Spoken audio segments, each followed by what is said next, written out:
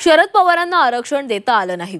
राजकीय पोळी भाजण्याचे विरोधकांकडून काम सुरू आहे अशी टीका राधाकृष्ण विखे पाटलांनी केली आहे. फडणवीसांना बदनाम करण्याचं काम सुरू असल्याची टीका देखील विखे पाटील यांच्याकडून करण्यात आली आहे.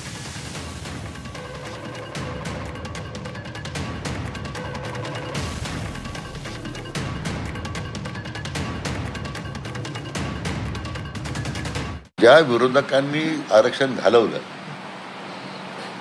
आज तीच मंडळी स्टेजवर जाऊन जरंगे पाटलांना पाठिंबा देतो. माझा व्यक्तिशः खात्री आहे की जरंगे पाटलांना त्यांचं खरं ते कशा करता येतात स्टेजवर आपल्या राजकीय पोळ्या भाजायचं काम करत आहेत आणि एकमेव फक्त माननीय देवेंद्रजी फडणवीस साहेबांच्यावर त्यांना लक्ष करून त्यांना टीकेचं धनी बनवण्याचं काम सुरू होतं, त्यांना बदनाम करण्याचं काम सुरू होतं.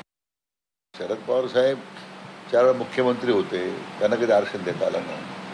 94 साली मंडल आयोग लागू केला त्यावेळी त्यांना मराठ्याची आठवण झाली नाही.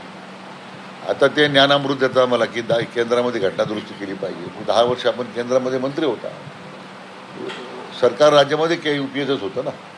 आम्हाला कधी वाटलं नाही की घटनादुरुस्ती करायला म्हणून. शिवसेनेबद्दल काय बोलावं, फक्त मराठी माणसं जे उभाटाच्या बद्दल फक्त मराठी माणसाकरता मी लढतो. कोणता मराठी माणसाकरता लढला आत्तापर्यंत? कधी आरक्षणाकरता त्यांनी कधी पुढाकार घेतला असं मी तर कधी पाहिलं नाही.